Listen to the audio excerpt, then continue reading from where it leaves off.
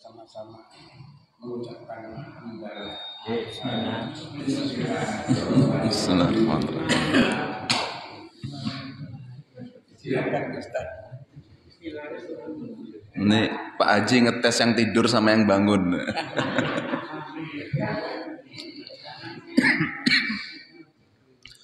Bismillahirrahmanirrahim. Assalamualaikum warahmatullahi wabarakatuh.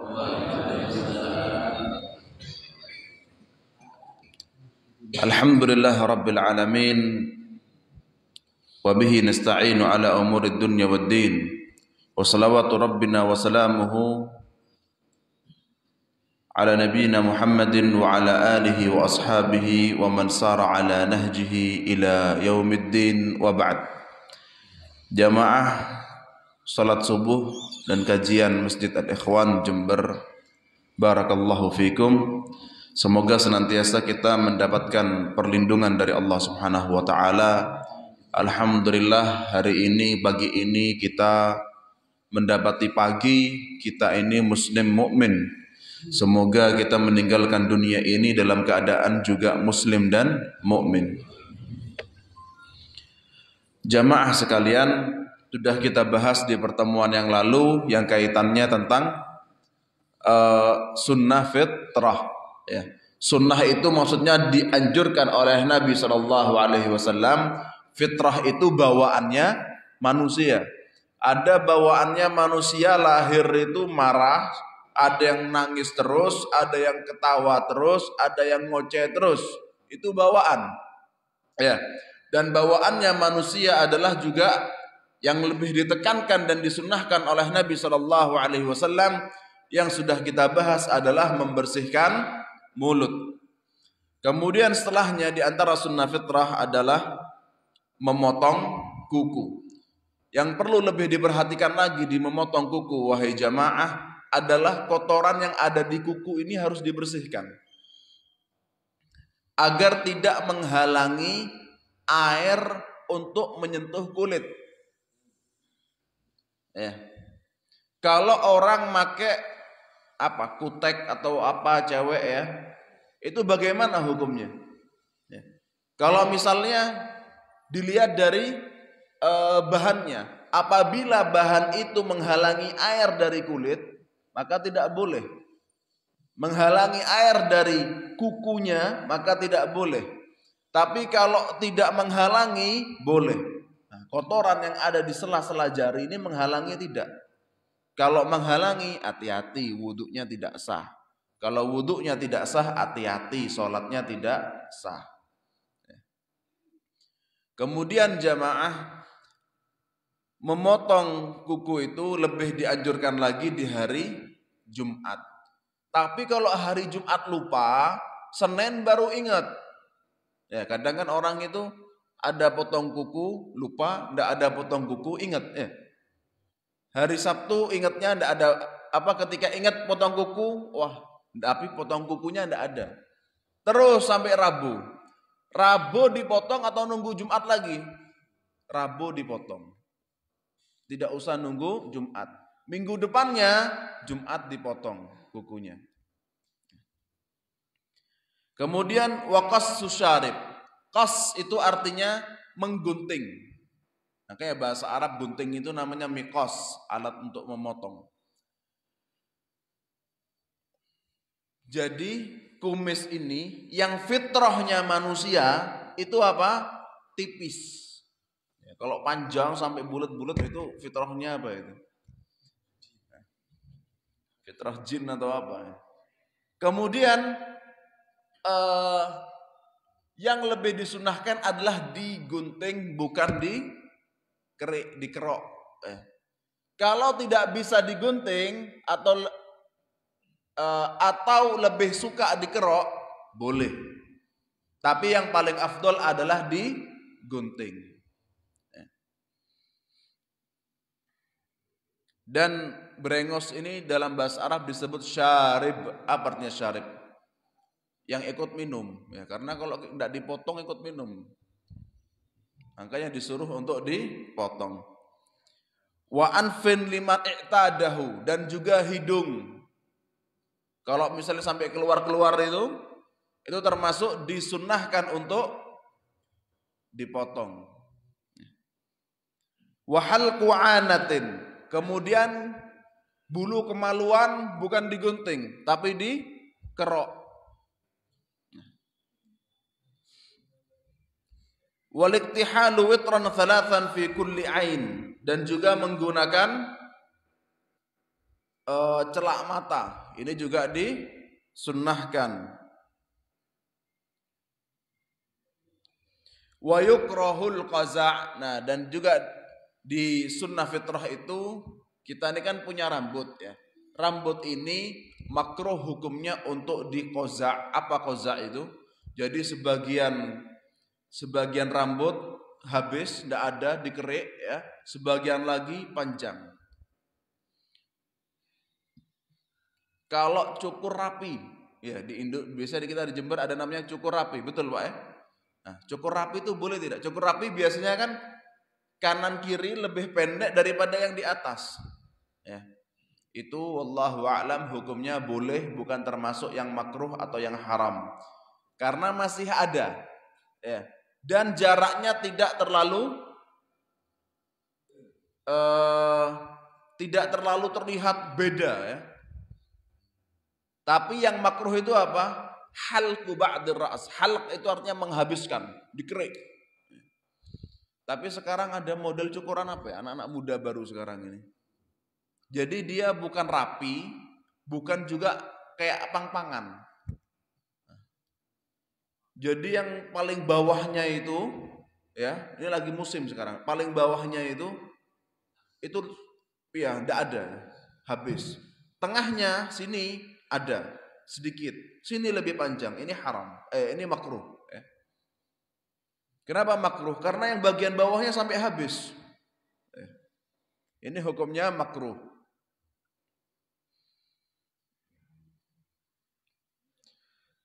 Dan kenapa hukumnya menjadi dilarang? Karena Nabi SAW melarang. Dan apa illah atau sebab dari larangan itu? Yang pertama adalah menyerupai orang kafir atau menyerupai orang fasik. Yang kedua, karena agar manusia ini adil sama rambutnya. Iya kan, kasihan. Maksudnya kalau lagi dingin ya, dingin. Di Jember enggak ada dingin, tapi kalau di AC misalnya, AC-nya dingin, yang ada rambutnya masih hangat, yang enggak ada rambutnya kedinginan. Enggak adil sama rambut sendiri. Wallahu a'lam.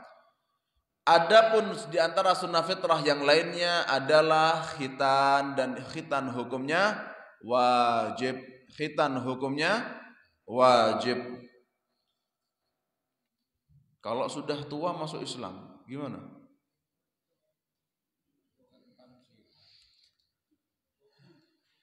Kalau orang mau masuk Islam jangan dibilang wajib khitan besok, jangan. Masuk Islam dulu. Biar dia masuk Islam dulu. Tahun depan baru dibilang khitan. Jangan baru, oh ya sudah saya mau masuk Islam. Asyhadu an la ilaha illallah Muhammad Rasulullah. Terus kalau kita bilang wajib khitan ya, saya daftarkan ya. Saya kafir lagi kata dia, wal'iyadzubillah ya. Akhirnya kita menjadi sebab kufurnya, murtadnya orang ya. Karena syariat itu berangsur-angsur. Bahkan Nabi SAW 10 tahun di Mekah bersama para sahabat tidak ada sholat, tidak ada subuh, tidak ada zuhur, tidak ada maghrib. Ya. Intinya apa? Islam, tauhid, tauhid, tauhid. Ya. Menggabungkan antara tauhid iman kepada Allah, tauhid kita beriman kepada Rasulullah SAW, dan juga akidah kita beriman dengan yaumul akhir. Makanya surat-surat di juz 29, 30, 28 itu biasanya yang dibahas tentang kiamat-kiamat terus. Itu surat-surat yang turun di Mekah. Kenapa kok urusannya kiamat terus? Tidak ada di juz 30, 29, 28 itu syariat wudu, syariat sholat, syariat haji, tidak ada. Ya kan? Yang dibahas hanya iman kepada Allah, iman kepada yaumul akhir, mengikuti Rasulullah SAW. Setelah akidahnya ini kokoh, tahu orang itu pasti mati dan pasti dibangkitkan dan ada hari pembalasan, barulah di Madinah Nabi SAW mendakwahkan syariat.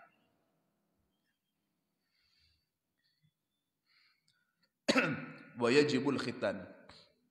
Ini juga ada kaitannya jamaah dengan dokter yang mengkhitan. Ya. Dokter yang mengkhitan tuh gimana? Kalau membahas dokter jamaah, terkadang kita tuh bermudah-mudahan bersama dokter yang bukan mahram. Ya. Bapak-bapak nyari dokter yang cantik, wah bahaya ini. Alasannya kan enggak apa-apa, kata Ustadz, enggak apa-apa kalau untuk kesehatan. Tidak apa-apa kalau darurat.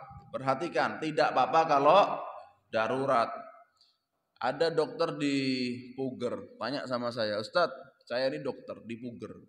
Karena di kampung semua. Di kampung itu kalau enggak suntik, belum berobatnya. Nah sekarang kalau cewek gimana Ustadz? Waduh.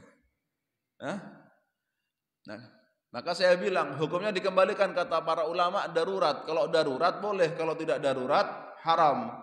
Kalau ada dokter yang lain perempuan, antum tidak boleh menyuntik. Ya. Biarkan dokter perempuan yang nyuntik. Tapi kalau itu darurat, keadaannya darurat, tidak ada lagi kecuali antum suntik. Ya. Tapi kalau demam, bukan darurat ya, kecuali demamnya sampai menggigil parah. Ya jamaah. Kemudian ketika di khitan terkadang ada kasus kebablas. Ya. Kalau kebablas itu gimana? Dalam Islam, ya, orang itu punya tanggung jawabnya masing-masing. Termasuk jadi dokter itu ada tanggung jawabnya. Kalau sampai kebablas, itu kan masa depan lelaki ya. Itu harus bayar 100 unta. Dokternya 100 unta. Dalam Islam itu kalau misalnya hal yang cuma satu, itu kaitannya sama dengan nyawa. Ya, jadi kalau misalnya kelamin itu terpotong, maka harus bayar 100 unta. Kalau tangan yang dipotong sama dokter misalnya, mau ngoperasi, ya orang retak, malah diamputasi. Ya. Itu gimana? 50 unta. Karena ada dua, jadi sini 50, ini 50. Ya. Tapi kalau cuma satu, 100 unta. Kemudian jamaah sekalian, wa yahrumu khatbu sya'ri rajulin wa imra'atin bisawadin. Dalam kitab-kitab fikih, apapun madhabnya, ulama 4 madhab bersepakat bahwasanya menyemir rambut dengan warna hitam hukumnya haram. Ya. Tapi kalau menyemir dengan warna kuning, warna merah, itu yang dianjurkan. Selain kuning dan merah, boleh. Ya jamaah, begini. Ada orang rambutnya beruban warna putih. Apa yang harus dia lakukan ketika baru putihnya sedikit-sedikit misalnya? Apakah yang lebih afdol dia biarkan putih? Atau yang lebih afdol kedua, atau pilihan yang kedua, dia cabut? Atau ketiga, dia semir? Ya, dicabut, boleh pilihan pertama dicabut, kedua dibiarkan putih, ketiga disemir. Yang mana? Biarkan putih. Jadi gini, kalau ada uban berwarna putih ya, di rambut kita ada uban, jangan dicabut. Lebih baik dibiarkan putih. Kalau dibiarkan putih, lebih baik lagi disemir.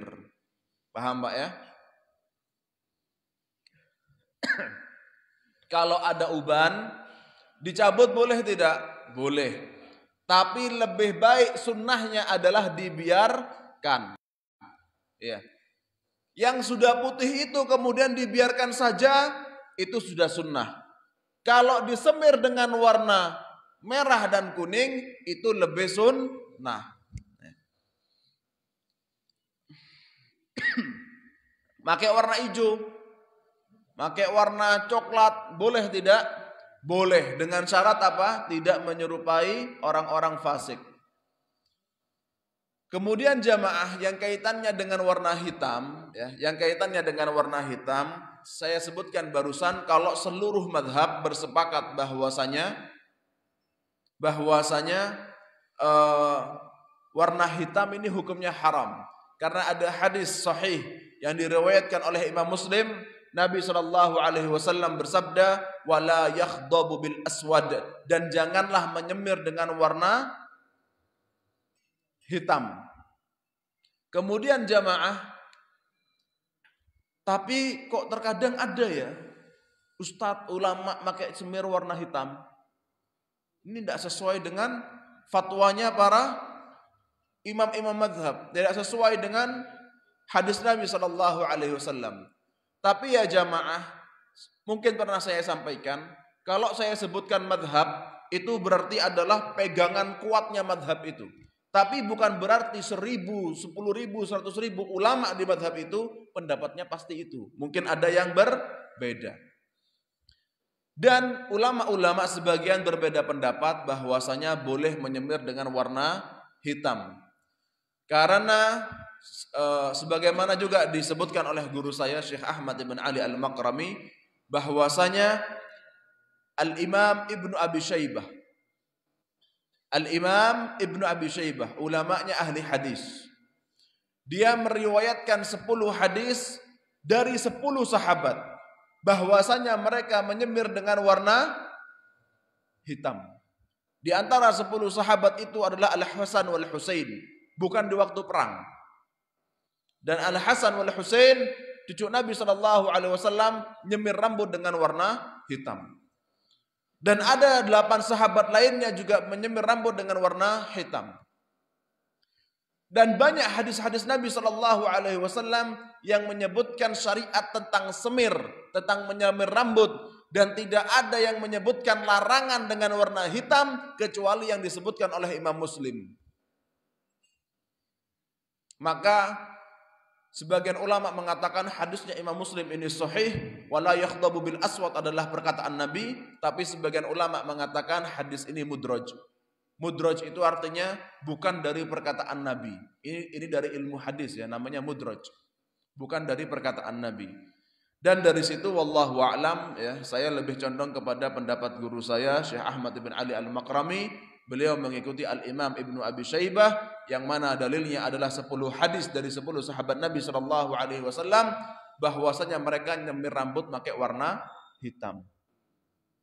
Maka menyemir rambut dengan warna hitam hukumnya adalah boleh, wallahu a'lam. Ini fikih Pak ya.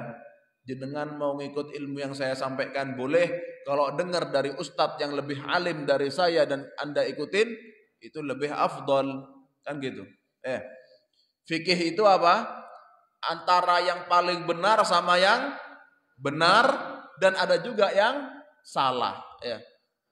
Jangan menyalahkan yang benar, jangan juga membenarkan yang salah. Wallahu a'lam bis-shawab.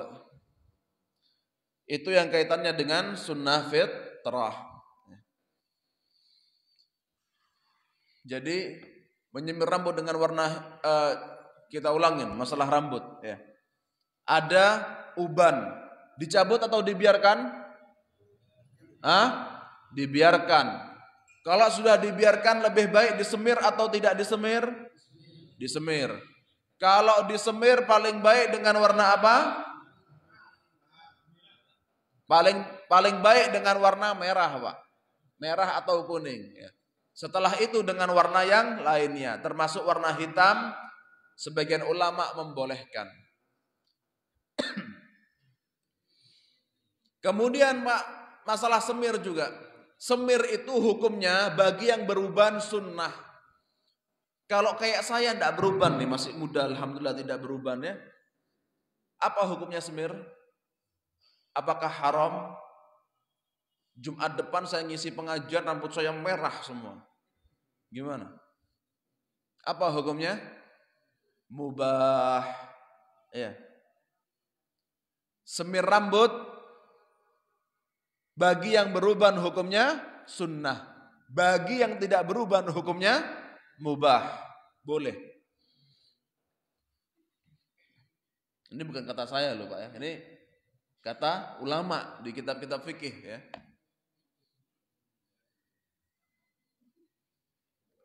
Jadi bapak-bapak yang umurnya 40 tahun ya, 50 tahun yang sudah mulai beruban, jangan minta dicabutin sama anaknya ya. biarkan. Itu akan bercahaya nanti di hari kiamat di padang mahsyar. Tapi kalau perang, dalam keadaan perang ya, rambut putih itu sangat-sangat disunnahkan, bahkan Amirul Mukminin atau panglima perang boleh untuk mewajibkan semir dengan warna hitam ya. Semir warna hitam itu khilafnya kapan? Ketika tidak perang. Tapi kalau perang menyemir dengan warna hitam tidak ada ikhtilaf ya. Bahkan panglima perang boleh mewajibkan pasukannya untuk menyemir warna hitam. Kenapa? Biar musuh itu kalau misalnya lihat orang warna putih kan dia semakin kuat nanti. Wah, iki musuhku rambutnya wis putih kabeh. Dia tambah semangat, tambah kuat, ya kan? Tapi kalau lihat musuhnya, wah anak-anak muda semua, ini kayaknya umurnya 20 tahunan semua ini, 30 tahunan semua ini. Ya. Jadi sudah minder duluan ya. Mau angkat pedang, mau nembak sudah gemeter duluan ya kan. Tapi kalau lawannya wah putih semua ini, ya kan? Jadi lebih semangat musuhnya nanti. Wallahu a'lam bissawab, itu yang kaitannya dengan sunnah fitrah. Kemudian masih ada waktu 5 menit, mungkin saya bahas sedikit tentang wudu. Ya. Wudu itu diawali dengan niat. Ya, saya bahas dulu mungkin mahdhah sama ghairu mahdhah. Ini penting. Tahu Pak, mahdhah sama ghairu mahdhah? Mahdhah itu ibadah yang kita tidak bisa terima dengan nalar, tidak bisa kita terima dengan pikiran. Salat, wa aqimus shalah. Kemudian salat ada subuh, duhur, asar, maghrib. Kenapa kita salat itu kemudian takbiratul ihram?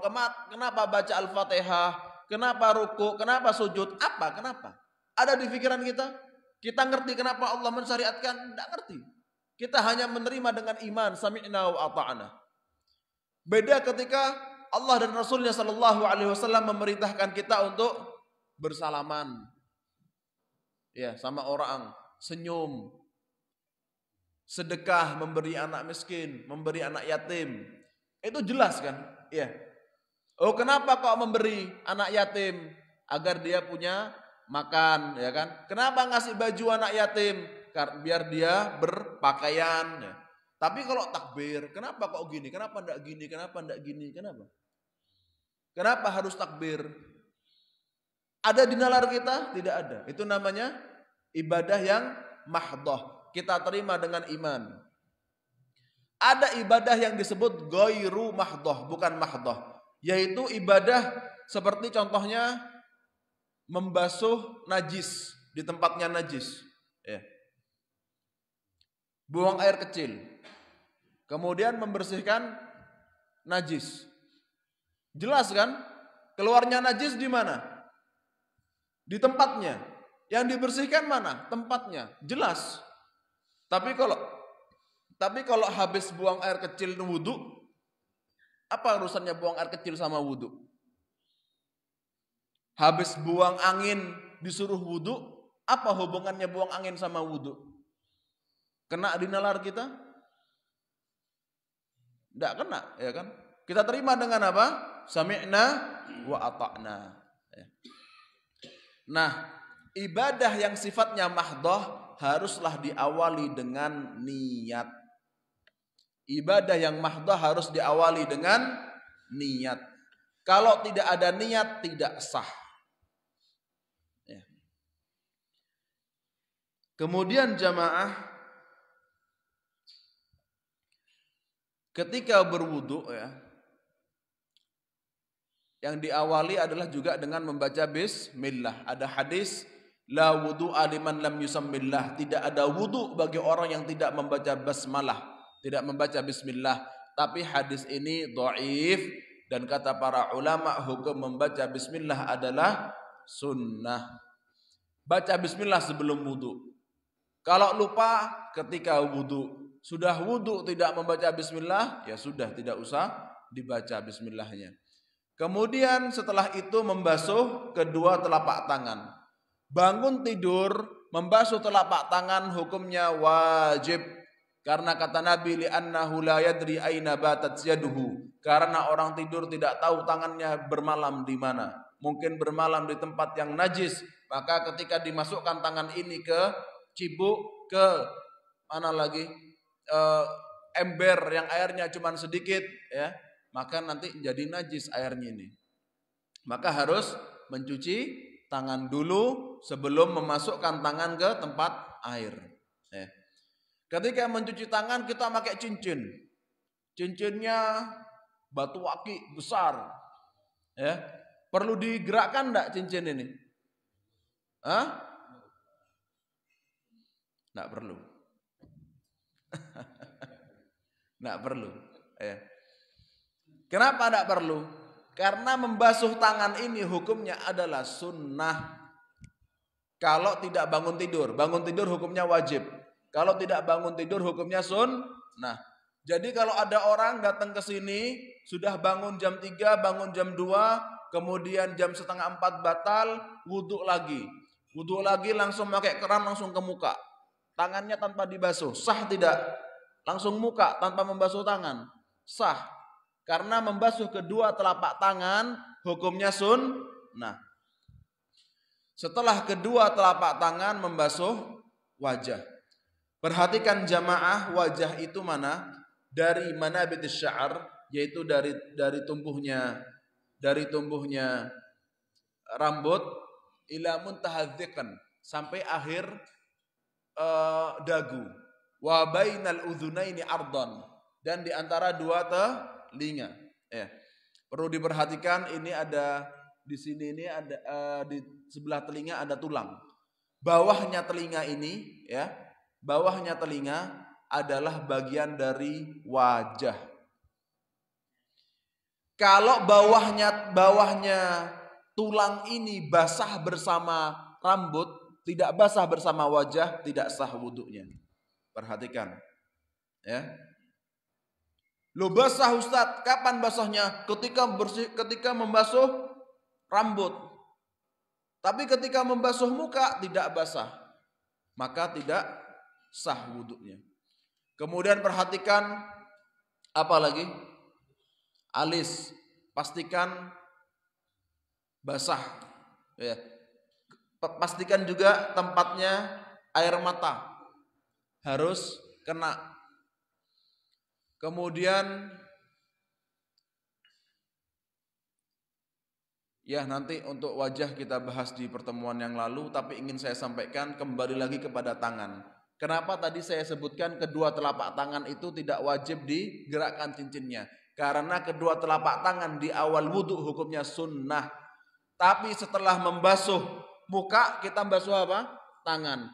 Perhatikan, ketika basuh tangan yang wajib dibasuh itu seluruhnya, termasuk jari-jari dan siku. Ya, dari jari-jari sampai siku. Nah, ketika membasuh tangan setelah muka, itulah diharuskan seluruh anggota tangan terkena air.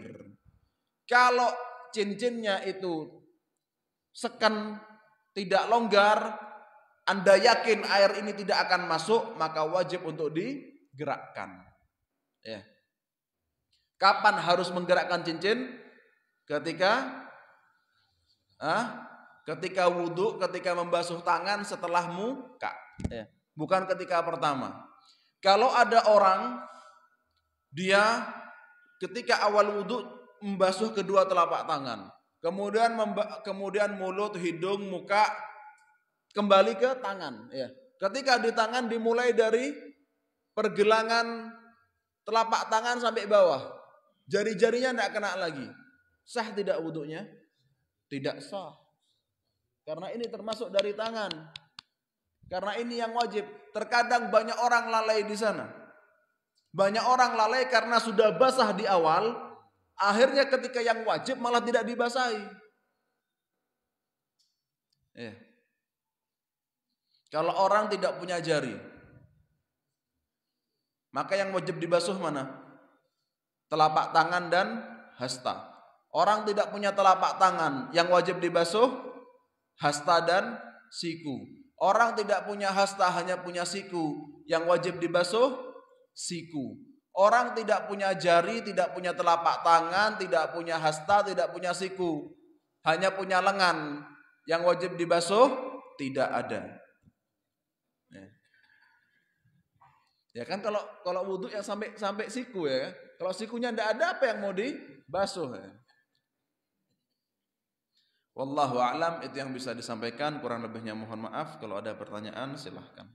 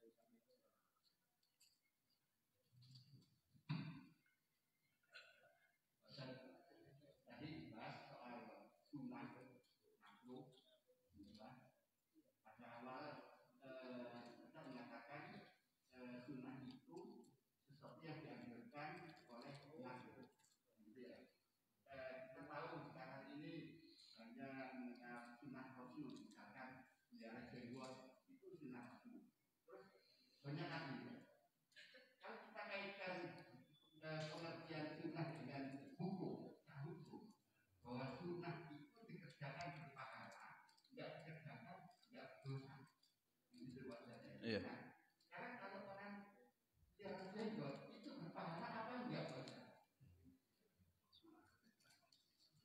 Orang melihara jenggot berpahala atau tidak? Pak, saya sebutkan sesuai dengan hukum fikih dari kitab-kitab fikih, terlepas dari semua golongan. Gitu ya? Terlepas dari semua golongan, tapi dari buku-buku fikih dari Imam Abu Hanifah, Imam Malik, Imam Syafi'i dan Imam Ahmad. Tidak melihat kepada golongan hijau, biru, kuning, merah. Memelihara jenggot hukumnya menurut 4 imam madhab yang mu'tamad hukumnya adalah wajib. Wajib. Saya sebutkan tadi apa? Tidak kepada golongan ya. Tidak kepada warna-warna, tapi kepada imam-imam fikih. Apakah ada di antara ulama Hanafiyah mengatakan jenggot itu sunnah? Ada. Ada di antara ulama Malikiyah, Syafi'iyah, Hanabilah mengatakan jenggot itu sunnah? Ada. Tapi yang mu'tamad menjadi pegangan kuat 4 madhab, jenggot hukumnya adalah wajib. Selesai ya, hukum jenggot. Kemudian jadi jenggot bukan sunnah tapi wajib. Ada ulama yang mengatakan jenggot sunnah? Ada. Ya. Kemudian di antara ulama besar yang mengatakan jenggot hukumnya sunnah adalah Al-Imam An-Nawawi rahimahullah ta'ala. Tapi pendapatnya Imam Nawawi ini kan ulama yang sangat kuat di mazhab Syafi'i. Tapi pendapat beliau ini juga dibantah oleh ulama-ulama Syafi'iyah setelah Imam Nawawi. Dan ulama-ulama Syafi'iyah sebelum Imam Nawawi seperti Al-Imamul Ghazali, Al-Imam Al-Haramain Al-Juwaini mengatakan jenggot hukumnya wajib. Setelah Imam An-Nawawi ada Imam Ibnu Hajar Al-Haythami, ada Imam As-Suyuti, mereka semua membantah pendapat Imam Nawawi. Ya. Tapi saya sampaikan biar enak, jadi ulama secara madhab mengatakan hukum jenggot apa? Wajib. Ada ulama yang mengatakan sunnah? Ada. Di antaranya siapa? Imam Nawawi. Ya. Ada ulama yang mengatakan jenggot itu mubah? Tidak ada. Yang ada orang lama. Kemudian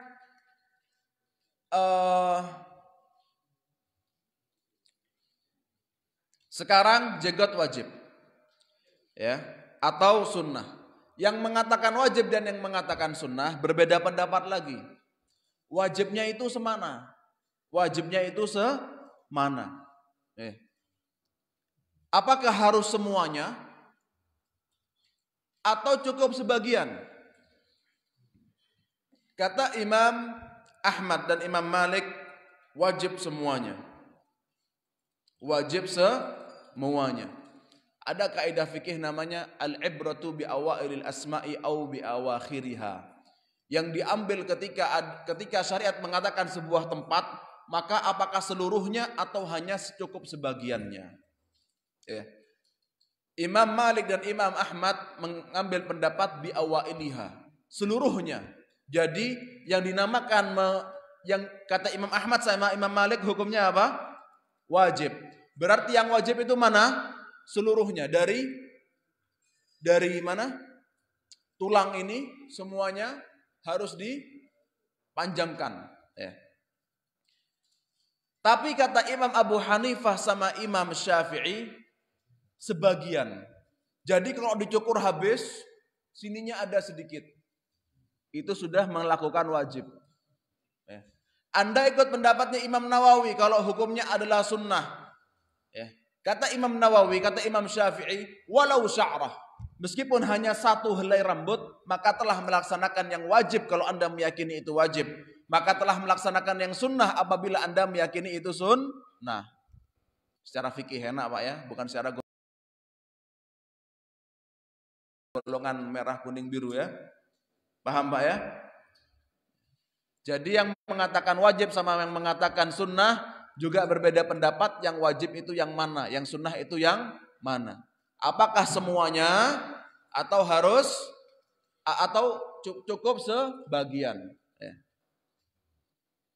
Berarti kalau cuma sepanjang 1 mili atau 2 mili itu sudah termasuk punya jenggot. Menurut Imam Syafi'i seperti itu.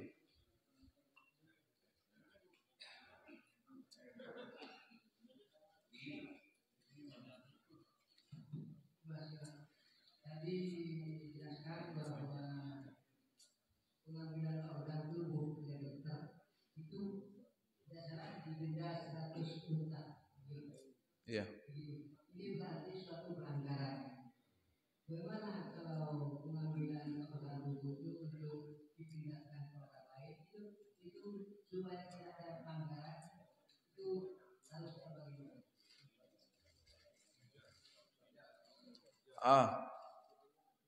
Ngambil misalnya ginjal atau misalnya orang gila mati di jalan, biasanya badannya diambil semua untuk dipelajari sama dokter-dokter. Apa hukumnya? Di dalam hukum itu ada yang namanya jelas, ulama itu tahu. Ada yang namanya yakin, ada namanya dhon, ada namanya syak. Yakin itu apa? 100% yakin. 100% yakin, kita ibadah 100% yakin itu apa? Sholat 5 waktu, sholat duhur, ya kita rukun, ya takbiratul ihram itu kita yakin 100% harus. Ada yang kita tidak yakin 100% itu benar, tapi insya Allah itu yang paling benar. Apa? Ketika hukum fikih ada ikhtilaf. Ketika hukum fikih ada ikhtilaf, maka itu biasanya antara yang paling benar dengan yang benar, ya. Dalam istilah fikih itu namanya dhon. Dhon itu 51 sampai 99%. Ada juga ulama-ulama fikih mengatakan tidak tahu. La adri, tidak tahu. Tidak tahunya ulama itu sudah baca dalil, ya. Di antara tidak tahu yaitu 50%. Dia tidak membenarkan, tidak menyalahkan, tidak tahu.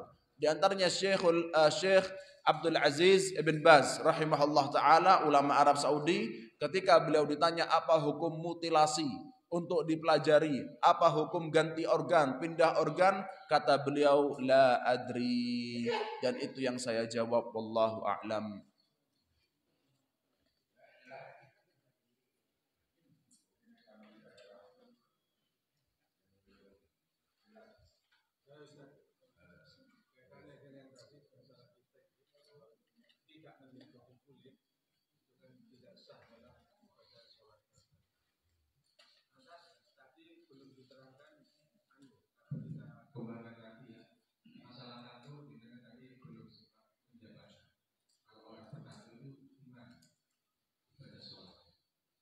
Kedua, itu masalah pemakaian sabuk yang sebenarnya tadi sudah jelas.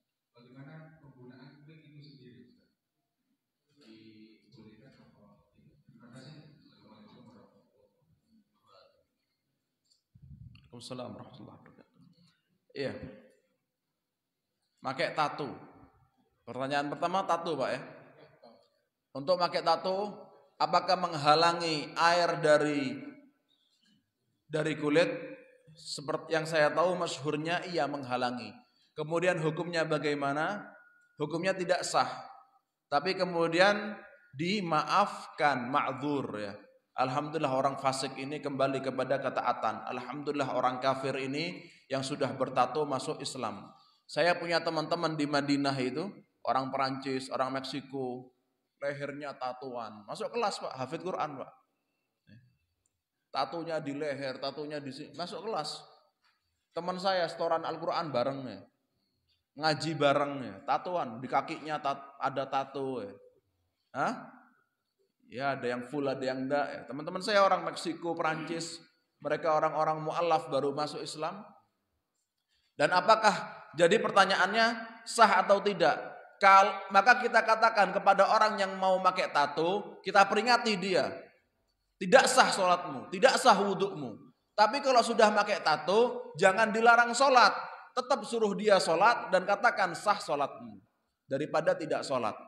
Ya. Dan Islam itu juga melarang dari kezaliman. Kalau misalnya menyakiti, sangat menyakiti, maka tidak perlu dihapus tatonya. Tapi kalau sekarang mungkin ada alat-alat yang lebih modern, bisa untuk menghapus tato, itu bagus untuk digunakan. Kemudian kaitannya dengan rambut, semir rambut, wig. Ya. Saya tidak mengatakan wig atau merek tertentu, ya. Tapi dikembalikan kepada kaedahnya. Dikembalikan kepada kaedahnya.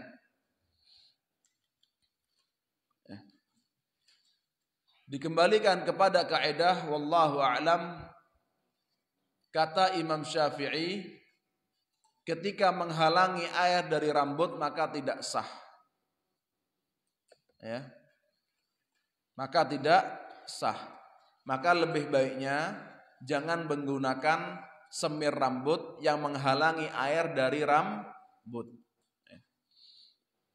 Contoh misalnya juga termasuk minyak.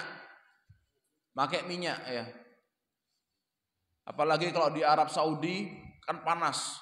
Biasanya orang pakai Vaseline, ada glisolid, ada macam-macam merek. Itu ketika saya belajar fikih sama teman-teman yang sudah senior, yang orang-orang Arab, mereka mengatakan Vaseline ini menghalangi air dari kulit. Kalau glisolid tidak katanya. Wallahu a'lam bissawab. Jadi kaidahnya Pak dikembalikan kepada menghalangi air ke kulit atau tidak. Wallahu a'lam bissawab.